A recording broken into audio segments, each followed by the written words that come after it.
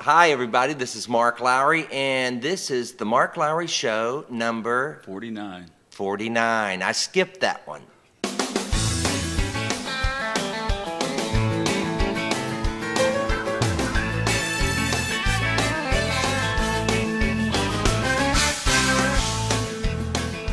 I'm sitting here with my friend Chip Davis. Chip Davis is one of the most successful background singers, songwriters in Nashville that I have met. He's amazing. Every major session, country, gospel, whatever, you'll find his name. Do you go by Ray or Chip? Ray Chip. Ray Chip Davis. Look for that on the back. Name some of the artists you've... Faith Hill, Tim McGraw, Dolly. Dolly Parton? Dolly Parton. One name, Dolly. Dolly. Yeah, that's all you like need. Cher. Yeah. Or... she was so sweet, too. Kenny Rogers, Kenny Chesney, Jeff Bates. And Mark Lowry. And Mark Lowry. Because, on I've Never Been Out of His Care on my record, the new one, Be the Miracle. Well, all those angelic voices you hear? I don't know if I've told you about this on another podcast, but that's him. Every background vocal you hear is him. He went into the studio. It's amazing to watch. I've seen Michael English do this, and I've seen him do it. No chart, nothing written down.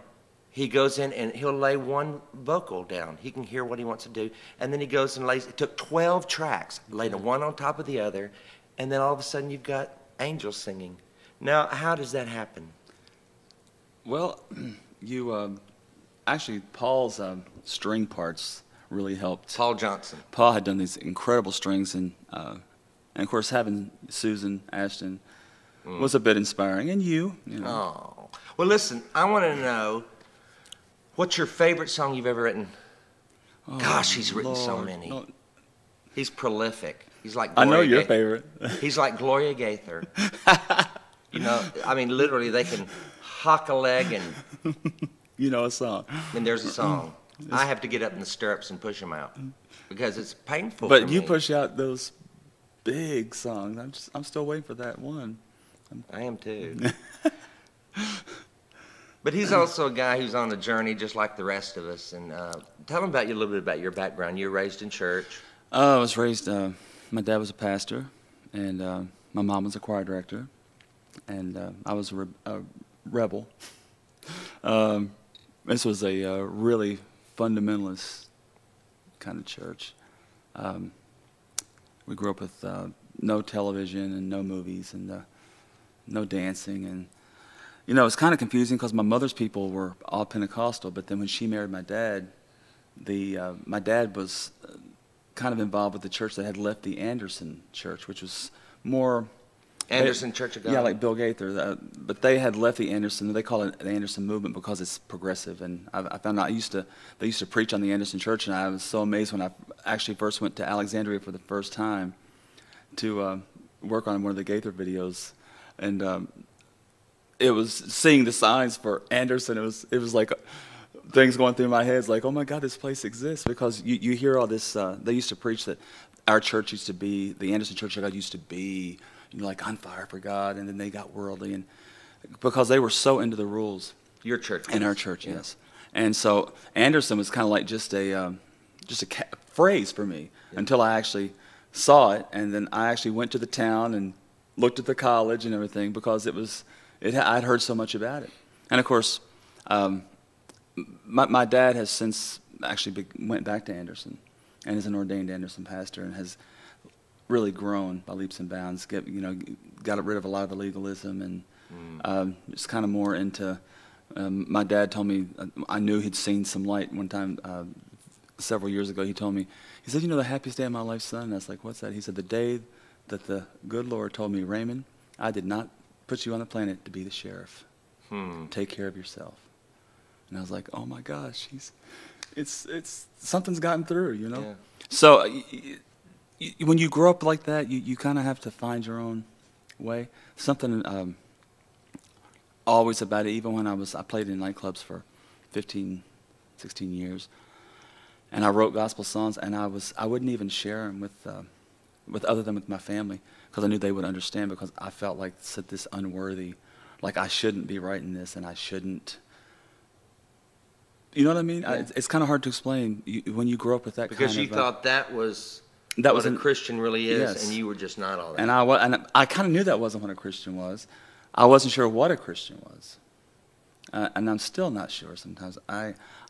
Other than to just get in touch with the Christ and what He says, and try. I think I told you earlier, like someone asked me about it because I'm getting ready to do this gospel project, and they said, "Well, what are you going to say to someone if they say to you, why do you think this is true, and why is it not just a bunch of mythology, and what makes it true for you?" And I said, the only thing I can tell you is, and even as a small child on, with all the ugliness in that church, the Jesus thing always got to me. Yeah. And you said a line once. Do you remember what you said to me? And I've used this line because it's the truth. It's the truth for me too. We were having lunch one day, and I was kind of questioning him and digging around. I love to dig. Do I love to dig around? You do. I do love to dig around. I'll dig. Anybody who'll let me dig around on them, I'll dig around. So we were digging around, and he said, "Well, Jesus won my heart." And He did. I never forgot that. He did. Because I thought, that's it in a nutshell. And that's what when you grow up with a group of people that judge a lot, Yeah. and it was a favorite. I forget who was it that said judgment was a favorite pastime for them, and it was kind of like how it was. We judged everything and everybody, and even we judged each other in our family. Really? We were hard on each other. Did anybody ever judge themselves? If they did, I wasn't aware of it. Yeah. But through all of that, there's one thing that I was telling you earlier, that when I can be the most horrible, and I can be, as we all can, ask my kids or my wife or some of my siblings. You try, but you just living. Well, I've seen you be horrible. Yeah, You I don't have know. to explain it. No. Thank you.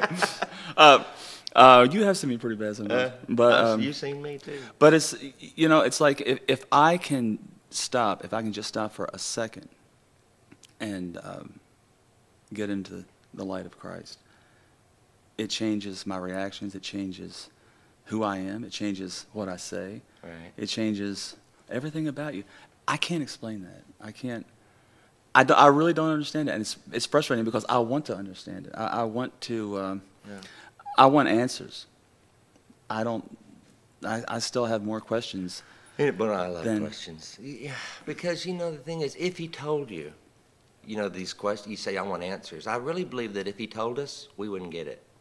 Like my nephew, when he was 4, playing in the house, playing with his cars. My brother and I were talking about a mortgage. The nephew says, "What's a mortgage?" Well, I have several options. Yeah. I can try to explain a mortgage to a 4-year-old, or I can say, "Hey, don't worry about that. You still get to live in the house." That's right. And I think that's the way it was God. I think He adores the questions. I think, what father wouldn't love kids continually talking about Him and trying to figure Him out and trying to follow Him and all? But Jesus even spoke in riddles. He made you figure it out, I had a preacher one time. One of the times I went to the altar and tried to do the right thing in that denomination, and this barrage of questions, and he told me, he said, "You just need to get your heart right with God and quit asking questions." Ooh. And I was like, "How do you do that?" And God said, "Come, let's reason together." What God do these people serve? I don't know who He is. I don't either. One time you told me if that was your God, fire him. Yeah, fire Him. If your God is a condemning God, fire Him. You got the wrong one.